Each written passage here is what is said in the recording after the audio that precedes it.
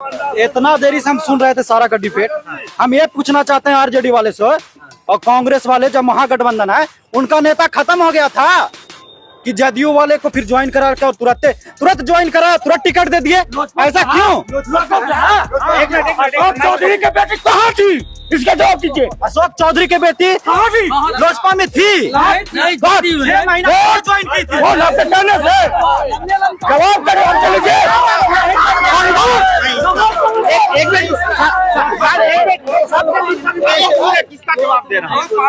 अशोक मोदी का हर साल 2 करोड़ लोगों का रोजगार था।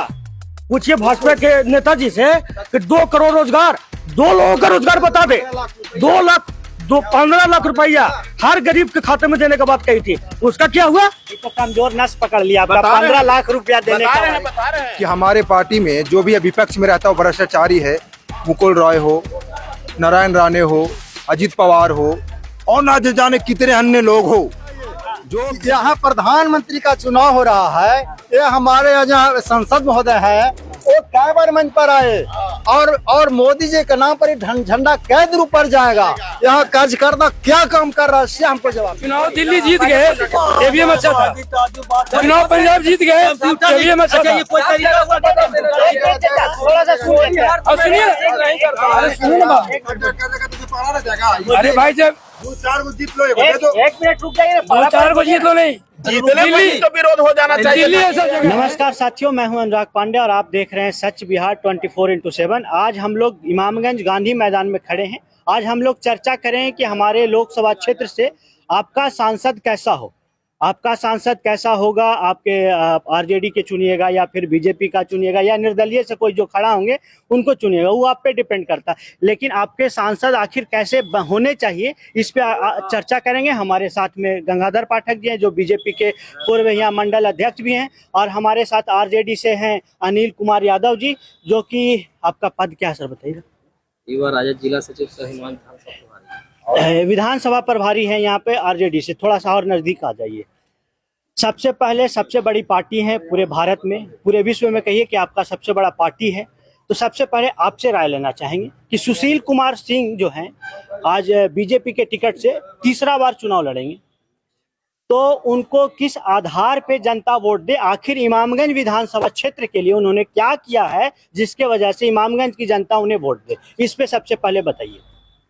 सर्वप्रथम तो इमामगंज विधानसभा के जनता के साथ उन्होंने सदैव रहा। साथ ही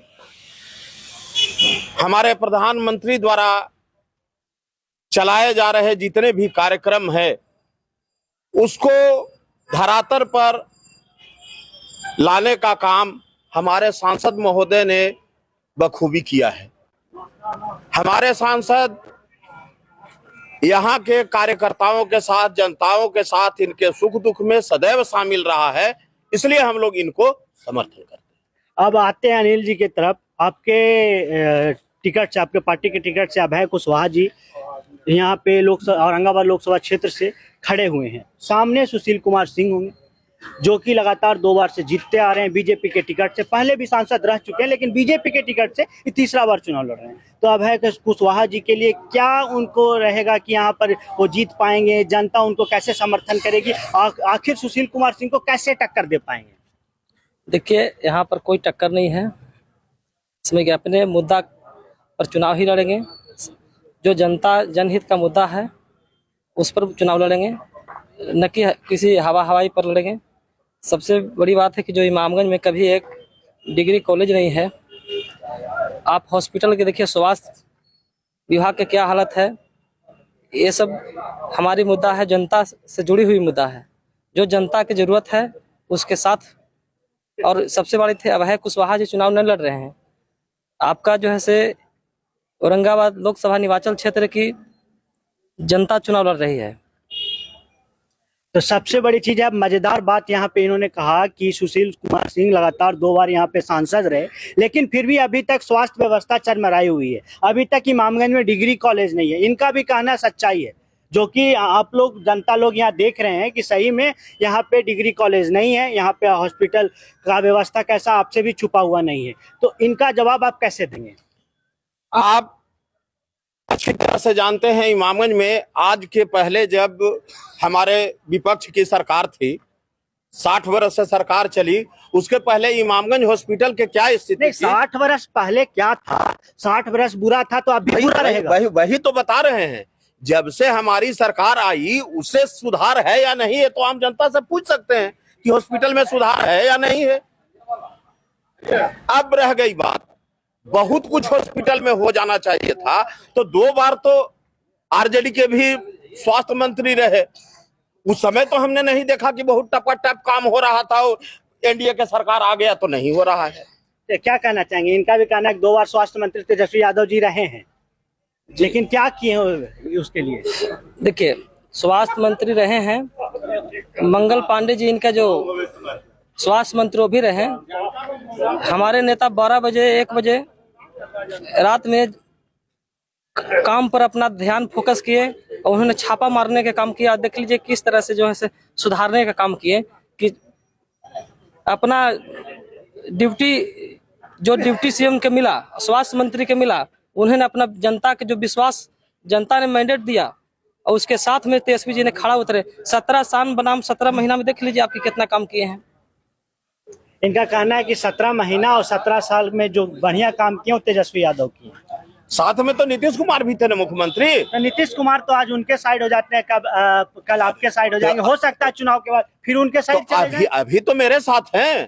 काम तो मुख्यमंत्री के नेतृत्व में हुआ, लेकिन मुख्यमंत्री ने किया। आलोक बाबू, हम लोग से भी एक बार लीजिए, इसका जवाब हम आप भी आ जाइए थोड़ा सा सामने। नीतीश कुमार भाजपा के साथ भी रहे, उस समय रोजगार दिए? रोजगार तो नहीं दिए। जब तेजस्वी जी का मिशन था कि हम 10 लाख रोजगार देंगे, तो 17 महीना में 5 लाख लोगों को रोजगार दिया। और रही औरंगाबाद की बात, तो औरंगाबाद में 18 साल रहे हैं सुशील बाबू, तो 10 काम को गिना दे तो उस पर पूरा समाज वोट देगा। कहना तो इनका भी जायज है, 10 को हम नहीं, कहना तो इनका भी जायज है कि सुशील कुमार सिंह इस विधानसभा क्षेत्र के लिए किए क्या हैं। बता रहे हैं। नरेंद्र मोदी जी का जो काम है, जो योजना, उसको छोड़कर अपने फंड से क्या किए हैं यहाँ इमामगंज विधानसभा के लिए। दूसरा चीज इन्होंने कहा कि 5 लाख रोजगार जब तेजस्वी यादव जी ने अपना घोषणा पत्र में जारी किया था कि हम जब मुख्यमंत्री बनेंगे तब 10 लाख रोजगार देंगे, लेकिन उप मुख्यमंत्री रहते हुए 5 लाख रोजगार दिया। ये तो कहना उनका जायज है। बिल्कुल बिल्कुल, एकदम बिल्कुल कहना जायज है। हमको एक चीज बता दीजिए कि नरेंद्र मोदी के द्वारा जितना भी कार्यक्रम चलाया जा रहा है, अभी तक जो विपक्ष की सरकार रही उसमें इतनी योजना चल रही थी जो आम जनता के पास डायरेक्ट बेनिफिट मिल रहा था, ऐसा था? नहीं था। आप देख लीजिए, जनधन योजना, अंत्योदय, आयुष्मान कार्ड, ये किनके कार्यकाल में हुआ? ये सुशील सिंह के कार्यकाल में न हुआ। लेकिन कांग्रेस के राज में था। आप इधर आइए, देखिए आप थोड़ा नजदीक आ जाइए, नजदीक आ जाइए। सवाल आप बताइए। नहीं, इन्होंने कहा कि आयुष्मान कार्ड और जनधन योजना का जितना भी योजना आया नरेंद्र मोदी के शासनकाल में आया। आप नरेंद्र मोदी का हर साल 2 करोड़ लोगों का रोजगार था। पूछिए भाजपा के नेताजी से कि 2 करोड़ रोजगार, 2 लोगों का रोजगार बता दे। 15 लाख रुपया हर गरीब के खाते में देने का बात कही थी, उसका क्या हुआ? ये तो कमजोर नस पकड़ लिया आपका। 15 लाख रुपया देने का बता रहे हैं 15 लाख नहीं, 15 लाख तो कब आम जनता के पास पहुंच चुका बंधु? किस चीज में पहुंचा? बता रहे हैं। यहाँ औरंगाबाद लोकसभा में युवाओं ने ठाना है अभय कुशवाहा को लाना है। 1 मिनट, मोदी जी से बैर नहीं हो, सुशील तेरा खैर नहीं, बस यही हम लोग का नारा है। मतलब मोदी जी से आपको कोई दिक्कत नहीं है? दिक्कत नहीं है। हम लोग को औरंगाबाद में बदलाव चाहिए। 10 काम नहीं किए हैं सुशील बाबू, मतलब हम लोग कहने का मतलब है कि नरेंद्र मोदी जी प्रधानमंत्री बने, उनसे आपको कोई हम लोग तो पूरा देश में जाकर वोट नहीं ना देंगे। हम लोग तो औरंगाबाद में हराएंगे, हम लोग यहाँ हरा देंगे। बंधु इतना काहे छल कर रहे हैं? अगर मोदी जी को सरकार बना रहे तो मिलजुल करके वोट दे दीजिए कि 402 वोट हो जाए। हमको कहना है मोदी जी अभी जो बोल रहे हैं कि 400 पार, और लोग बोल रहे हैं 400 पार। आप लोग पढ़े लिखे हैं कि लिखे पढ़े हैं वो आपने सोच लीजिए, लेकिन हमको कहना है सरकार बनाने के लिए 272 सीट जरूरी है, तो 272 की जरूरत है। 400 पार क्या? आरक्षण बदलने के लिए 1 मिनट, 400 पार सरसों तेल की पेट्रोल 400 पार क्या चीज। आपने जब बोले थे कि गैस का सिलेंडर कम हो जाएगा, 400 से 1200 पहुंच गया। जब हमारे 60 रुपया जब डीजल पेट्रोल था वो 120 पार हो गया। तो मैं उनको डीजल पेट्रोल पर एक बात पूछना चाहेंगे। आप लोग बार बार डीजल पेट्रोल बोलते हैं तो हम लोग भी सुनते हैं, थोड़ा सा एनालिसिस करते हैं। जब डीजल पेट्रोल 25 रुपए लीटर था, वहां से 60 रुपया 64 रुपया लीटर पे 2014 में नरेंद्र मोदी की सत्ता आई, तो 35 से 64 तक पहुंचा। लेकिन 64 के बाद अभी 102 रुपए लीटर हुआ। तो जैसे जैसे इन्फ्लेशन बढ़ता है, जैसे जैसे कमाई का जरिया या क्रय शक्ति बढ़ता है, वैसे वैसे महंगाई बढ़ती है, ऐसा बीजेपी के लोग कहते हैं। तो उसमें कितना सच्चाई लगता है? बीजेपी के लोग ही बोले थे, अभी यूट्यूब खोल लीजिए, कि हमारा जब सरकार बनेगा तो पेट्रोल 100 रुपया से जो अति बढ़ाने का जो बात किया था, महंगाई जो कम करने के लिए बात बोले थे, 2 करोड़ रोजगार की बात कहे थे, 15 लाख रुपया के दिए बात बोले थे। ये भी बोले थे कि 100 दिन में अगर काम नहीं करेंगे बीच चौराहे पर फांसी हमको दे देना। और मैं बतलाना चाहता हूँ, इस जगह का नहीं, पूरा देश की जो स्थिति परिस्थिति है, इन्होंने जो उनका आवाज उठाने का काम करता है उसको ईडी और सीबीआई का डर दिखा करके, जैसे पूरा भारत का, बिहार की बात नहीं बोल रहे, पूरा भारत का अभी शिक्षा विभाग में सबसे ज्यादा हमारे केजरीवाल जी अच्छा काम किए, जो विदेश से आकर भी उनको जो काम को शिक्षा से जुड़े हुए अमेरिका के राष्ट्रपति देखने का काम किए, वैसा व्यक्ति के उन्होंने जेल डालने का काम किया है। तो इनका कहना है कि ईडी और सीबीआई का गलत दुरुपयोग करती है बीजेपी। हम एक चीज पूछना चाहते हैं अपने साथी से कि क्या 60 साल विपक्ष यही करती थी? ऐसा नहीं है। अगर आपको विश्वास न्यायालय पर है तो ये बिल्कुल सत्य है। मोदी जी का कहना है कि न हम खाएंगे न हम खाने देंगे, भ्रष्टाचारी नहीं बचेंगे। आप सुन लीजिए, विपक्ष के ही एक पूर्व प्रधानमंत्री ने कहा था कि 1 रुपया भेजते हैं तो 15 पैसा आम जनता के पास पहुंचती है। आज हमारे मोदी जी का गारंटी है कि 100% पैसा पहुंच रही है, उसमें भी खाते में, किसी के द्वारा नहीं, किसी को गुलामी कर करके नहीं, किसी को हाथ जोड़ करके नहीं, उसके खाते में जा रही है। यही मोदी की गारंटी है। मैं एक चीज बाबा पूछना चाह रहा हूँ जनता लोग से, यहाँ पर सब लोग हैं। ये बोल रहे हैं कांग्रेस में 30 रुपए पेट्रोल था ना, कै गो मोटरसाइकिल आप देखे थे? जितना भी गांधी मैदान में लगा हुआ था, एक बार अब कभी कांग्रेस के जमाना में इतना मोटरसाइकिल आप देखे थे?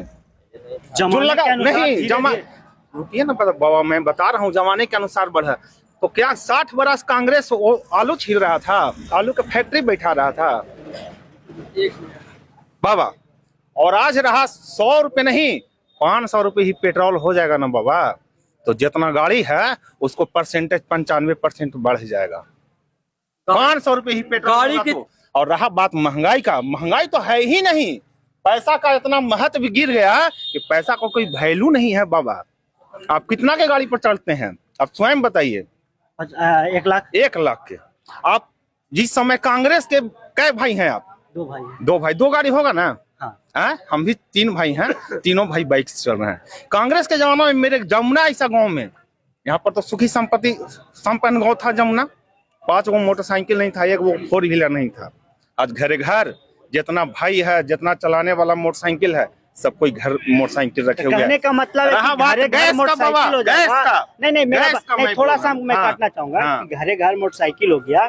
2 भाई हैं तो 2 मोटरसाइकिल रखे हुए, आपका बात मान लेते हैं कि हो सकता है ऐसा। ये हम नहीं रखे हुए हैं, पूरा जनता रखे हुए हैं। हो सकता है, इसका मतलब ये कतई नहीं हो सकता। नहीं, मेरा बात सुनिए, ऐसा इसका मतलब ये कतई नहीं हो सकता है कि आप 500 रुपए पेट्रोल बेचने लगिएगा, ये तो नहीं हो सकता। नहीं, एक लिमिटेशन होना चाहिए। जो है, जैसे हम महंगाई जो बोल रहे हैं जनता, यहाँ पर मैं भी बोल रहा हूँ कि महंगाई बढ़ गया, तो मैं तो सोचता हूँ कि महंगाई कैसे बढ़ गया।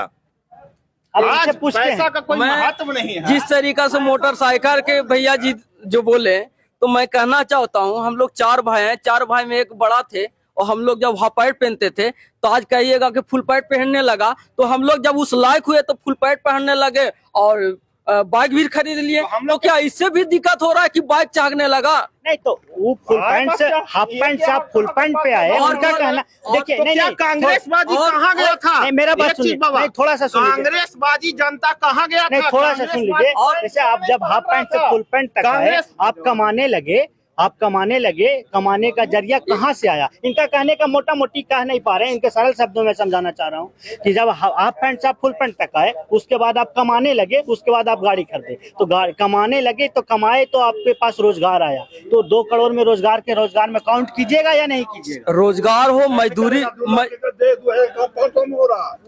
महंगाई देखिएगा किस दर है। महंगाई आप सबसे पहले बताते, एक मिनट देखिए, अभी सबसे पहले तो जवाब इनका ये देना चाहते जो भ्रष्टाचारी के खिलाफ जो बोले सीबीआईडी के पास। ठीक है, आप जिस तरह से बोल रहे हैं कि हमारे पार्टी में जो भी विपक्ष में रहता है वो भ्रष्टाचारी है, मुकुल रॉय हो, नारायण राणे हो, अजित पवार हो और ना जाने कितने अन्य लोग हो, जो बीजेपी को मोदी जी ने उन्हें भ्रष्टाचारी को जा करके और महाराष्ट्र में जो उसको बोलते थे कि ये भ्रष्टाचारी है, उसको दूसरे दिन जा करके उसको प्रधानमंत्री उप मुख्यमंत्री उस राज्य का बनाता है। सोचिए, हमारा नेता का लक्ष्य ही है क्या है? हमारा नेता ने एक ही चीज कहा था कि हम जब भी सत्ता में आएंगे, तो हमारा नेता ने पढ़ाई लिखाई सफाई सिंचाई के जो जीत बोल रहे हैं हम पूछना चाहेंगे, जी बोलिए। आप वोट दीजिएगा, आरजेडी को वोट दीजिएगा, मानता हूं मैं, आप प्रधानमंत्री किसको बनाना चाहते हैं? प्रधानमंत्री तेजस्वी यादव तो प्रधानमंत्री बनेंगे नहीं जी। प्रधानमंत्री कौन बनेंगे? आपके वोट से प्रधानमंत्री कौन बनेंगे? हम जो पूछ रहे हैं वो बताइए। हाँ, ठीक है। हाँ, मेरे पास में बहुत विकल्प है, प्रधानमंत्री कौन बनेंगे? हमारे पास बहुत विकल्प है, मेरे पास इतना आपके पास लाइन्स है। चेहरा नहीं है अभी तक।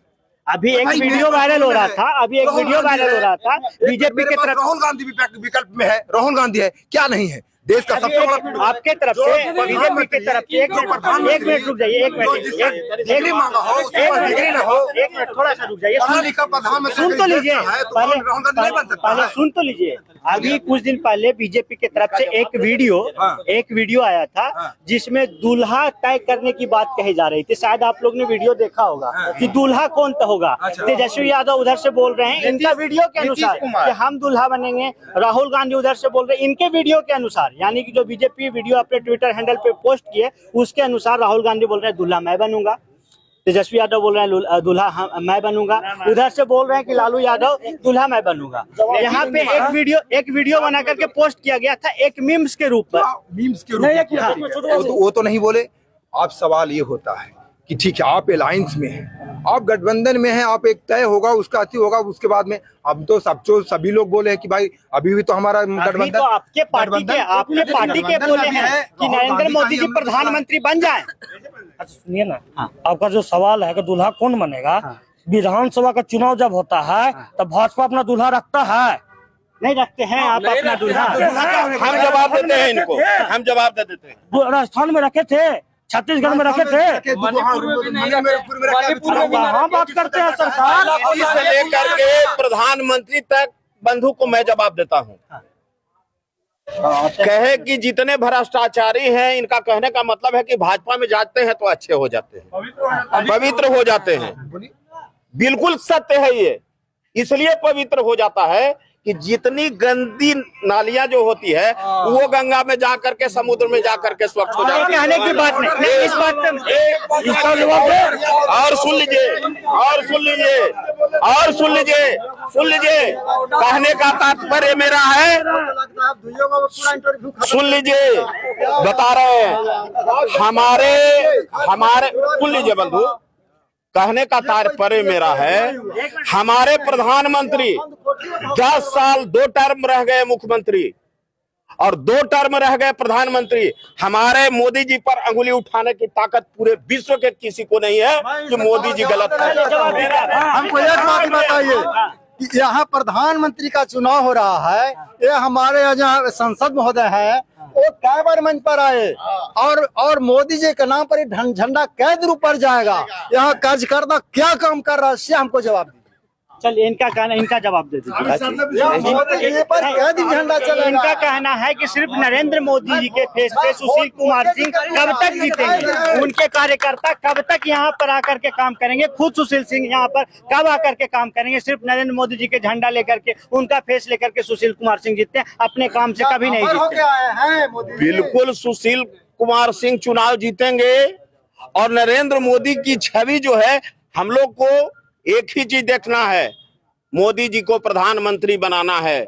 इसलिए कि देश का नेतृत्व अगर मजबूत है तो हम मजबूत हैं। कोई मजबूत नहीं है। एक मिनट रुकिए। इसलिए कि यहाँ जनता मजबूर है, मजबूर होकर सुशील सिंह को वोट देगा ही। तो आप किसको वोट देना चाहते हैं? हम तो लाचार होकर देखिए देंगे मोदी के, लेकिन सुशील सिंह के परिणाम पर नहीं।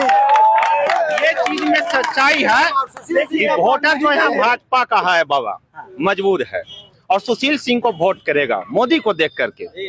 चाहे कुल मिला के आप लोग का कहना यही है। एक चीज बता दे रहा हूँ, मैं ये भी भविष्यवाणी कर दे रहा हूँ, 1 लाख वोट से भाजपा वाले भी और राजद वाले भी, महागठबंधन वाले भी लिख लें कि सुशील सिंह 1 लाख प्लस वोट से जीतेंगे। क्या कहना चाहते हैं? हाँ चाचा, दो चीज का जवाब देंगे। सुनिए, हाँ। अब रुकिए, जैसे आप बोल लिए तो आप किसी को बोलने का दीजिए। पहला जवाब तो इनका देंगे, गंगाधर बाबा के, जो इन्होंने कहा कि हमारे मोदी जी पर अभी तक कुछ ये बताइए कि अभी फिलहाल सुप्रीम कोर्ट के द्वारा जो इलेक्टोरल बॉन्ड लाया गया और उस बॉन्ड का हिसाब अभी तक आपके प्रधानमंत्री क्यों नहीं दे वो रहे? तो बिल्कुल स्पष्ट है ना। अभी कहाँ स्पष्ट है? इलेक्टोरल बॉन्ड जो है, आपने कांग्रेस को बिल्कुल फ्रीज वो तो- किया, वो तो- आपने केजरीवाल को फ्रीज किया, भारतीय जनता पार्टी के अकाउंट को क्यों नहीं फ्रीज किया बिना जांच के? उन्होंने बोला कि सबका जांच होगा और तब इसको तो फिर भारतीय जनता पार्टी केजरीवाल जी का अकाउंट फ्रीज हुआ है इलेक्टोरल बॉन्ड के चलते नहीं। इसमें आप थोड़ी सी जानकारी इकट्ठा करें। कांग्रेस का हुआ है ना, नहीं, उनका भी इलेक्टोरल बॉन्ड पर हुआ है। नहीं नहीं, केजरीवाल जी के ऊपर केजरीवाल जी को ऐसा नहीं है, उनका टैक्स नहीं भरने के चलते उनका जो है अब एक सवाल मेरा आप लोग से। नहीं, अब एक मिनट दूसरा चीज सुनिए, दूसरा चीज इन्होंने जो कहे, एक और भाई ने बोले कि मुझे मजबूरी है कि हमको देना है वोट सुशील सिंह को। मैं जानना चाहता हूं कि आप मजबूरी में अपने घर को, अपने दरवाजा को, अपने परिवार को बंधिक रखकर को मजबूरी का सामना करेंगे, ये कहां तक सच है बाबा? नहीं, इतना हुआ। अब एक सवाल हम आप लोग से पूछना चाहेंगे। बीजेपी जब भी जीतती है, आप लोग ईवीएम को लेकर के बार बार बात करते हैं कि ईवीएम में छेड़छाड़ हुआ, ईवीएम से जीते, उस पे बोलिए एक बार आप। हाँ बिल्कुल बिल्कुल, वो तो आज भी सुप्रीम कोर्ट तय कर दी है कि आप सुनिए, आज सुप्रीम कोर्ट तय कर दी है कि ईवीएम से चुनाव होगा तो वीवीपैट को बराबर की मिलान होगा।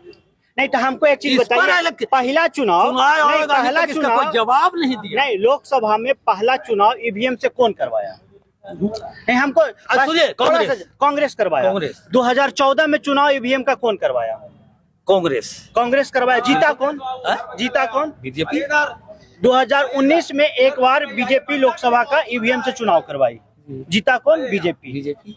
तो सिर्फ एक बार चुनाव बीजेपी ईवीएम से करवाई, तो फिर बार बार आरोप लगाने का कहां तक जाता है? एक सेकेंड, ये वर्ल्ड लेवल का विषय है। क्योंकि ऐसा अमेरिका में भी हुआ है, जर्मन में भी हुआ है, और जब चुनाव हुआ और जब उस पर गड़बड़ी आया तो उसको बदल दिया गया। 2017 में ही हुआ था। एक ही बार के बाद दोबारा अमेरिका में बदल दिया गया, एक ही बार के बाद दोबारा अमेरिका में बदल दिया। 2017 में जब इलेक्शन कमीशन आप लोग को बोली थी, नहीं, इलेक्शन कमीशन बोली तरीका, वहाँ का कंप्यूटर काम नहीं कर रहा, यहाँ के कंप्यूटर काम कर रहा है।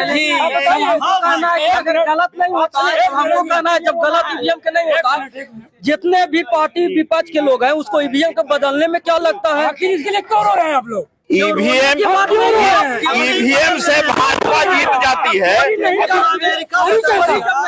मिनट, एक करके बोलिए, एक करके जब किसी को बोलने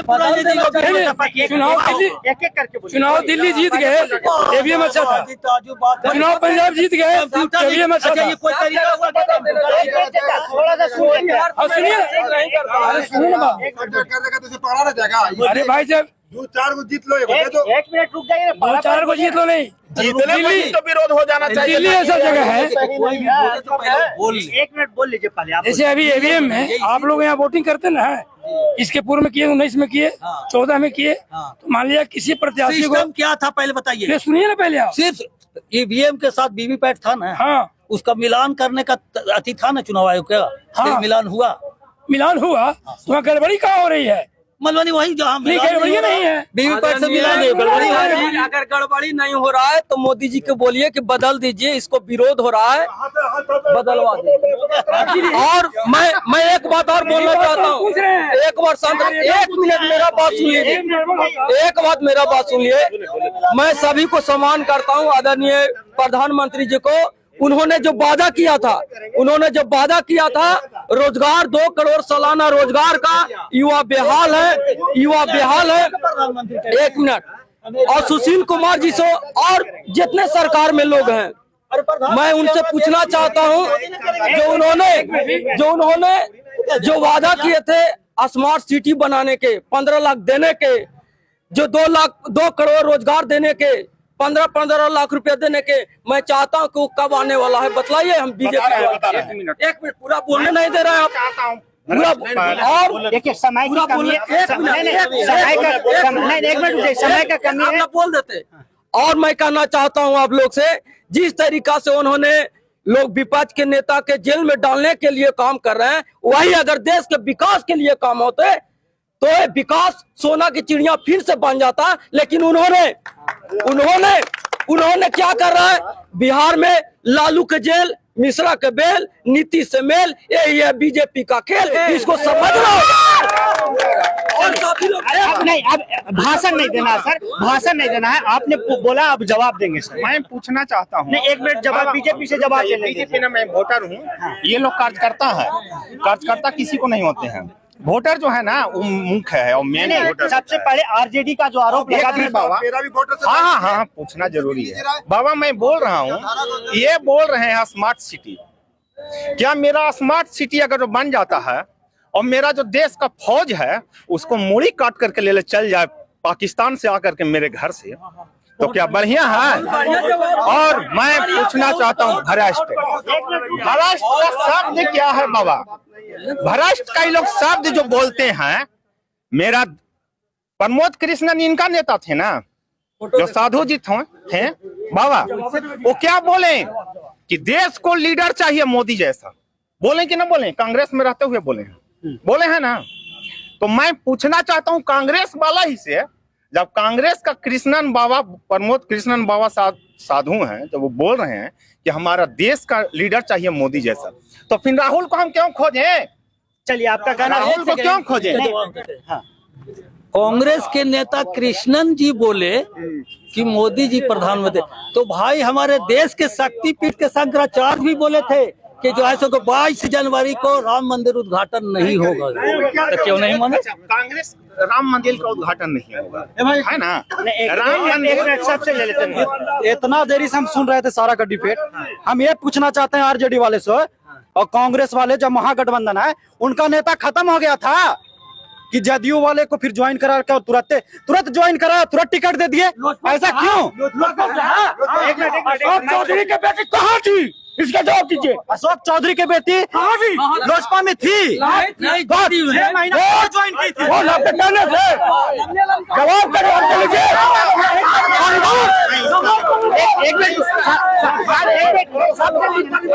किसका जवाब दे रहा हूँ? अशोक चौधरी का बेटी, इधर आइए, आप इधर आइए। अशोक चौधरी का ये जो बेटी का जो बोल रहे हैं, क्या मैं बाप पर चलूंगा? बाप हमको कांग्रेस के वोट देंगे तो हम भाजपा को नहीं दे सकते हैं? अशोक चौधरी के बेटी कई बार राजनीति की, पहला बार राजनीति करने के लिए लोजपा उसको दिया, अशोक चौधरी को कहने से नहीं दिया, लोजपा दिया। युवा वर्ग के चेहरा को, लेडीज को अति करके दिया। और कहा कहीं नहीं, पहला बार तो हम बोल रहे हैं, पहली बार। रुक जाइए, अब थोड़ा सा अब इतना देर से सब कुछ आपसे भी जवाब लेंगे, सब सवाल नहीं। बाबू के टिकट दिया गया लड़ाई नहीं करना है। अब आप लोगों ने जितना पूछा, आपसे भी जवाब थोड़ा सा एक चीज है, 1 मिनट समय दे दीजिए। नहीं, इनसे आप जितना पूछे आप जवाब लेते हैं। बीजेपी जवाब ले लीजिए। पूर्व मंडल अध्यक्ष भारतीय जनता पार्टी में बिल्कुल परिवारवाद ना होता है। परिवारवाद कहाँ है बंधु, बता दीजिए ना। ऐसे डिबेट नहीं होता सर, ईमानदारी हो गया, बीच में टोकिए ना। जब एक कोई आदमी जब आपसे बोल रहे हैं तो आपसे हम ले रहे हैं, आप जवाब सुन लीजिए। नहीं सुन तो लीजिए पहले। परिवारवाद केजरीवाल जी भारतीय जनता पार्टी, मेरी साथ सुनिए ना भैया, परिवारवाद भारतीय जनता पार्टी में बिल्कुल नहीं है। सुन लीजिए अरे यार वो परिवारवाद उसे कहते हैं, परिवारवाद की परिभाषा सुन लीजिए। परिवारवाद उसे कहते हैं कि जिसका पार्टी का अध्यक्ष भी मैं ही, मुख्यमंत्री भी है मैं ही, उप मुख्यमंत्री भी हम ही, मंत्री भी हम ही, स्वास्थ्य मंत्री भी हम ही, विधायक भी हम ही, MP भी हम ही, इसको परिवारवाद कहते हैं। भाजपा में ऐसा नहीं है। बता दीजिए, राष्ट्रीय अध्यक्ष मेरे JP नड्डा, प्रधानमंत्री नरेंद्र मोदी, सारे हमारे भाजपा में कोई नहीं कह सकता है कि अगला मुख्यमंत्री कौन होगा। अरे रुक जाइए एक मिनट, अरे रुकिए ना भाई जी, रुकिए ना। सुन लीजिए ना, यही तो बात है। परिवारवाद की भाषा जो है तो भाजपा पर लागू नहीं होता। नहीं बात सुनिए, सब पर लागू होता है। जैसे नहीं, ये तो सुनिए ना, अब हम बात करने के लिए बुलाए थे आप लोग के। ऐसे नहीं और करेगा। नहीं, अब थोड़ा सा रुक जाइए, आप बोलिए। आप कहने का मतलब है हम सम्मान करते हैं सुशील बाबू का। पिताजी का क्या नाम है? हाँ बता दीजिए। राम नरेश सिंह। नरेश बाबू का पुत्र हुए सुशील बाबू।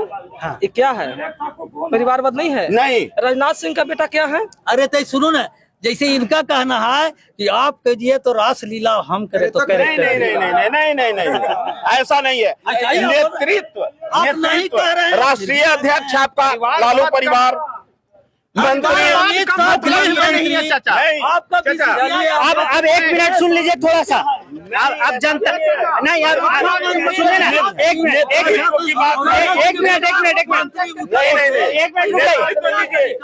मिनट रुक जाइए। अब जनता तय करेगी किसको वोट देना।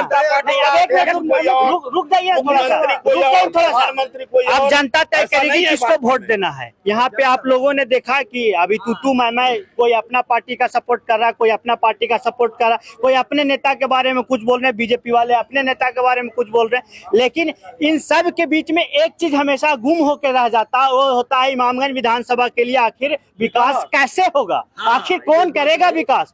सुशील कुमार सिंह के सपोर्ट में बीजेपी वाले आते हैं, उनके सपोर्ट में बोल के जाएंगे, RJD वाले भी अभय कुशवाहा के सपोर्ट में आकर के बोल के जाएंगे, लेकिन आखिर विकास के लिए कौन आएगा। जनता यहाँ पे खड़ी है, जो सिर्फ वोटर हैं, जो वोट देते हैं, आखिर उनके दिल में क्या मनसा आखिर है कि आखिर इमामगंज का विकास कौन करेगा। मैंने शुरू में जब इस वीडियो का स्टार्ट कर रहा था तो आप लोगों से कहा कि आपका सांसद कैसा हो, आपके सांसद में क्या गुण होने चाहिए, इस बात को पकड़ना है। ये तू मैं पे नहीं जाना है कि आपका नेता, आपका बेटा, आपका परिवारवाद, इस पे नहीं जाना है। हमको ना राम मंदिर पे जाना है, ना लालू यादव का चारा चोरी पे जाना है। हमको जाना है तो इमामगंज में हम रहते हैं, इमामगंज के लिए विकास कौन करेगा और विकास होगा तो कैसे होगा, इस पे बात करेंगे। तो हम लोग अगर इस पे चर्चा करते हैं हम, तो आगे चल के शायद इमामगंज का विकास हो पाएगा। तो आप शांति से चर्चा को फिर से शुरू करते हैं और पूछते हैं कि इमामगंज के लिए आखिर क्या रोड मैप बनाए सुशील कुमार सिंह। आप लोगों को बताया होगा, आप पूर्व मंडल अध्यक्ष हैं, आप लोगों को पता होगा कि आखिर अगली बार चुनाव जीत के आएंगे तो इमामगंज में क्या विकास करेगा, क्या डिग्री कॉलेज खुलेगा।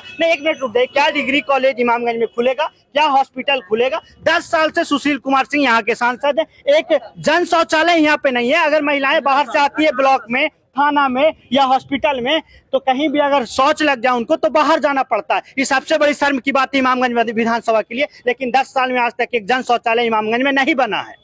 अगर आपके जीतन राम मांझी जो अभी NDA गठबंधन में, उनसे पूछा तो कहते हैं कि जाइए सुशील सिंह से पूछे, जब RJD में थे तब जब उनके पास जाते थे तो कहते थे कि जाइए जीतन राम मांझी से पूछिए। हम लोग को पेंडुलम की तरह घुमाते रहते। लेकिन आज सटीक दिन है कि आप लोग दोनों एक साथ हैं। तो आज बताइए कि आखिर अगला बार चुनाव में जीतेंगे तो शौचालय बनेगा, महिलाएं सुरक्षित हो पाएंगी। यहाँ पे जो बेटियां 70 किलोमीटर दूर गया जाकर के पढ़ाई करती है, क्या इमामगंज में डिग्री ले पाएंगी। इस पे चर्चा कीजिए ना, इस पे बात कीजिए कि आखिर होगा तो कैसे होगा। बिल्कुल कहना सत्य है।